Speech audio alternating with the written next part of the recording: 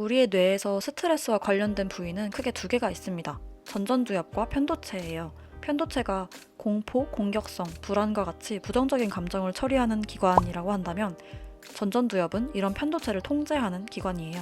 우리가 생산적인 문명인이 되기 위해서는 필수적인 기관인 거죠.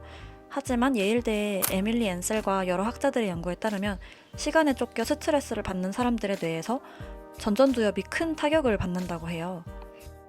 제가 여기 와서 친구한테 너는 진짜 스트레스 안 받는 것 같아 라는 말을 들었어요. 그 말을 듣고서 이 영상을 한번 만들어 봐야겠다는 생각을 했습니다. 저도 스트레스를 다루는데 꽤나 어려움을 겪었던 사람이거든요. 특히 누구나 그렇듯이 면접이나 발표와 같이 중요한 상황에서 심리적인 압박을 좀 과도하게 받고는 했어요. 그날 하루 종일 긴장해서 아무것도 못 먹을 때도 있었고 헛구역질을 할 정도였었거든요. 그래서 저는 항상 스트레스를 적이라고 생각하곤 했어요. 스트레스는 만병의 근원이다라는 말도 있잖아요. 가끔은 제가 스트레스를 진짜 절대적으로 많이 받고 있는 건지 아니면 제가 스트레스를 견딜 수 있는 그릇이 작아진 건지 헷갈릴 때도 있었어요. 스웨덴 인지신경과학 교수인 토르켈 클링베르크에 따르면 인간의 뇌는 한 번에 최대 7가지 정보만 작업 기억에 저장할 수 있다고 해요.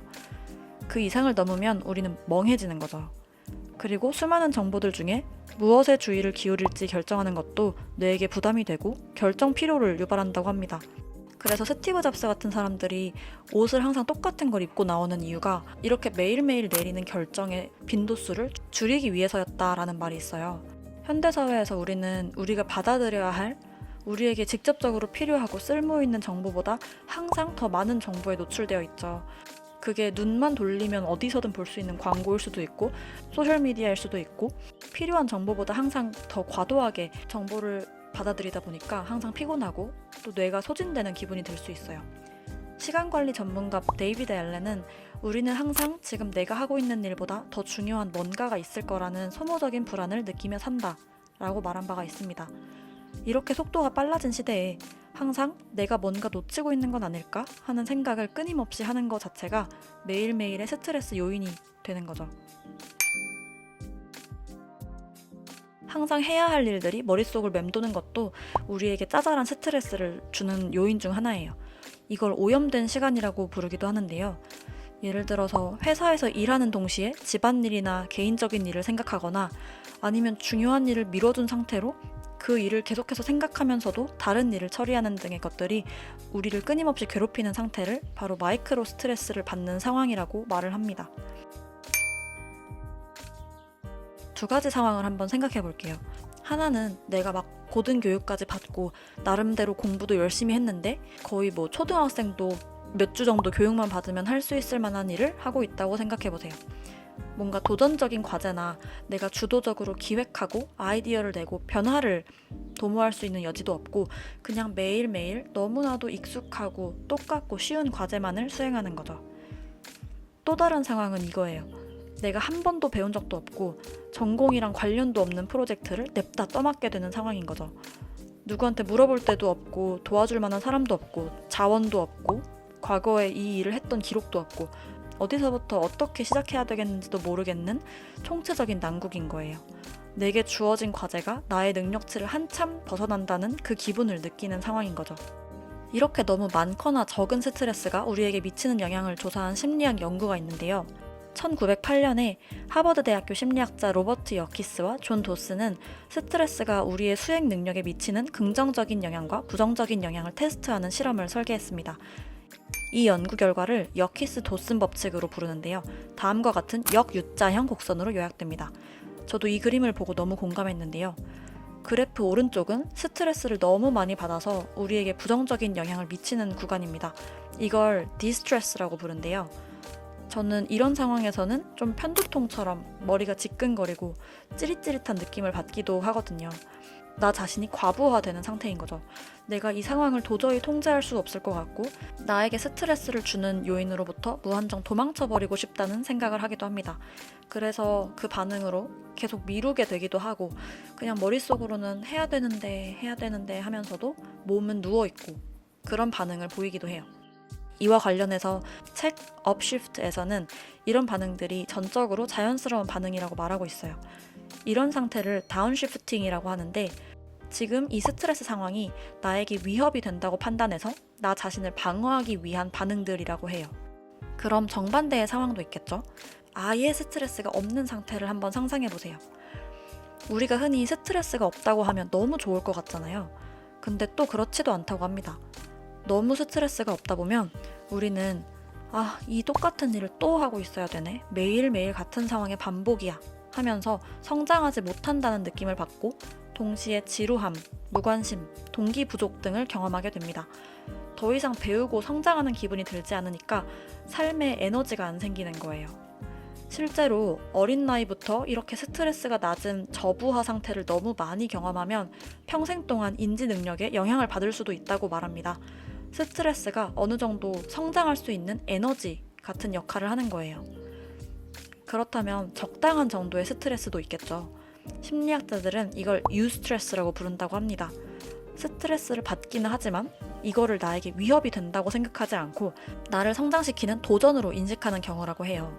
신체적, 정신적으로 내가 익숙하다고 느끼는 그 안전지대를 넘어서는 도전을 자주 하는 사람들은 젊음을 유지한다고 합니다. 이런 사람들을 부르는 말도 따로 있더라고요. 슈퍼에이저라고 하는데요.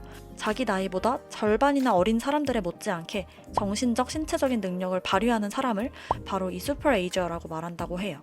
우리 나이가 들어도 끊임없이 배우고 도전하시는 분들 보면 되게 젊어 보이시지 않나요? 뭔가 자신만의 세계에 꽉 막혀있지도 않고 새로운 세대, 새로운 의견에 열려 있으신 분들이요. 실제로도 이렇게 계속 새로운 기술을 배우고 새로운 도전을 계속 하다 보면 인지 수행 능력이 높아진다는 연구 결과가 있습니다. 테드 강의 중에 How to Make Stress Your Friend라는 강의가 있는데 요거 한번 보시는 거 추천드립니다. 강연자는 켈리 맥거니걸이라는 건강 심리학자인데요. 그녀가 쓴 책 The Upside of Stress에서는 스트레스의 긍정적인 측면을 다루고 있습니다. 크게 두 가지로 요약해 볼 수 있을 것 같아요. 첫 번째, 스트레스는 적이 아닙니다. 스트레스가 해롭지 않다라고 생각하는 순간 실제로 혈관이 이완되면서 덜 긴장하고 자신감이 생긴다는 거예요. 두 번째, 스트레스는 우리를 더 사회적으로 만들어준다. 스트레스 상황에서 분출되는 호르몬인 옥시토신이 두 가지 중요한 역할을 한다고 해요. 이 호르몬은 신체 접촉을 갈구하게 만들고 공감 능력을 키워주고 타인을 돕고 싶은 마음이 들게 하거든요. 그래서 스트레스 상황일수록 다른 사람과 함께 나누고 싶어지고 사람들에게 둘러싸이고 싶게 만든다고 합니다. 둘째, 옥시토신은 심장을 재생하고 또 강하게 만들어줍니다.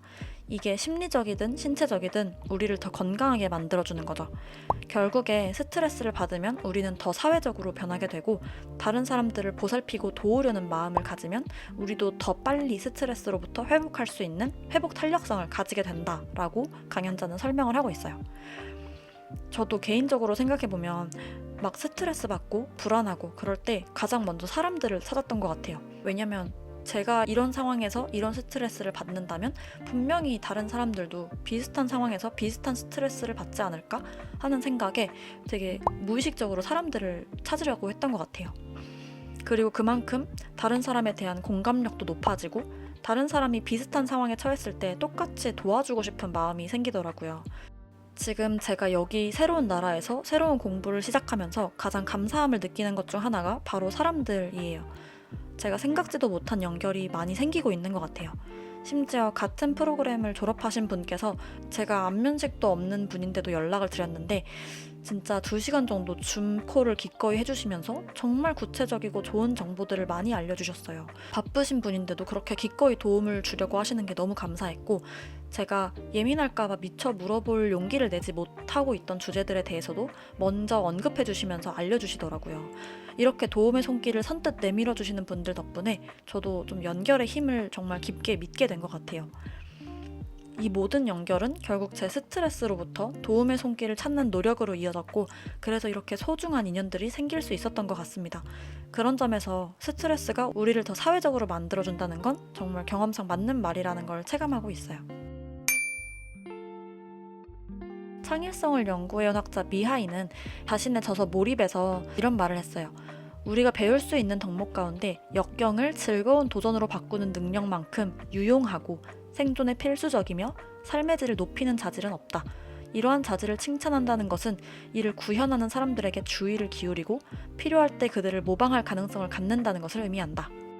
그러니까 힘들고 스트레스를 받는 상황을 힘들다고만 생각하지 말고 좀 더 긍정적인 경험이다 라고 인식하라는 거예요. 아, 그래, 그럼 좋은 스트레스가 있는 건 알겠다. 근데 나는 지금 당장 스트레스를 많이 받아서 머리에 새치도 늘어나고 있고 머리 다 뽑힐 것 같고 건강도 면역력도 안 좋아지고 있는데 도대체 어떻게 스트레스를 관리해야 되나.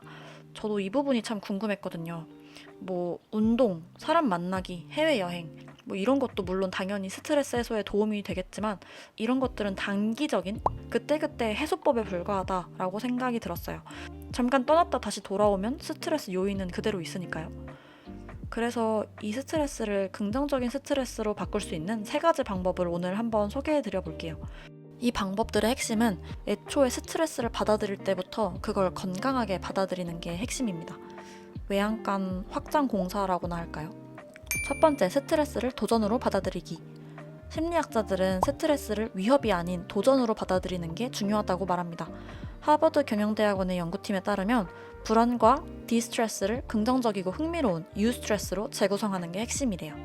심리학자 에일리아 크럼에 따르면 스트레스를 느낄 때 의도적으로 사고방식을 전환하는 것은 의도하지 않고 생긴 긍정적인 관점보다 훨씬 더 큰 힘을 실어준다 라고 합니다. 예를 들어서 내가 무대 위에 올라가서 강연을 해야 되는 상황이라고 상상해보세요. 정말 큰 스트레스를 받을 수 있겠죠?